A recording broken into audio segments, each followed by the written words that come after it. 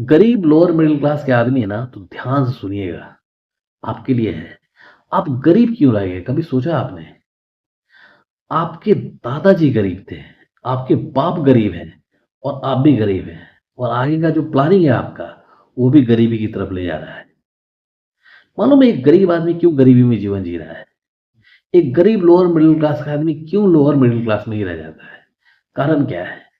वो आदमी कैसे-कैसे मेहनत करता है, मज़दूरी करता है, नौकरी करता है, जैसे-तैसे करके, कितना मेहनत करके एक ज़मीन लेता है बेचारा, उसमें एक घर बनाता है और उसमें जीवन जीता है वो। किराए के मकान से तो वो पहले अपना ज़मीन लिया, घर बनाया और मालूम है घर बनाने के बाद सबसे बड़ा गलती क्या किया उसने?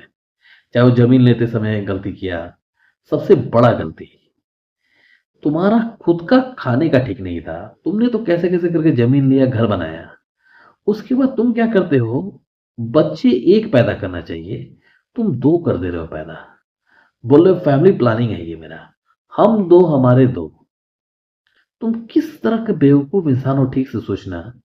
जिस गरीबी में तुम जीवन जिए, क्या तुम चाहते हो कि तुम्हारा बेटा भी उसी तरह सैक्रिफाइस करे?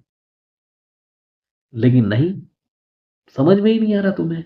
एक फैमिली का कॉन्सेप्ट ही गड़बड़ है, फैमिली प्लानिंग ही गड़बड़ है, आप समझ नहीं पा रहे हैं।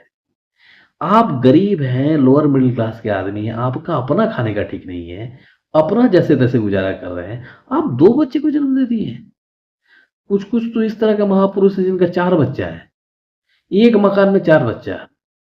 अब वो बु तुम 4 बच्चा पैदा कर दिए, कल को तुम मर गए, तुम्हारा वाइफ़ मर गई अगर, उसके वो 4 लड़के उस एक घर पे कितना बड़ा झमेला क्रिएट करेंगे तुमको पता है? कोई कहेगा मुझे इधर हिस्सा दो, कोई कहेगा मुझे इधर हिस्सा दो। अरे तुम्हारा जब औकात है एक बच्चा पालने का, तुम 2 बच्चे क्यों कर रहे हो सिस्टम? हम 2 हमारे 2 अपर मिडिल क्लास के लिए बना हुआ है, अमीर आदमी के लिए बना हुआ है।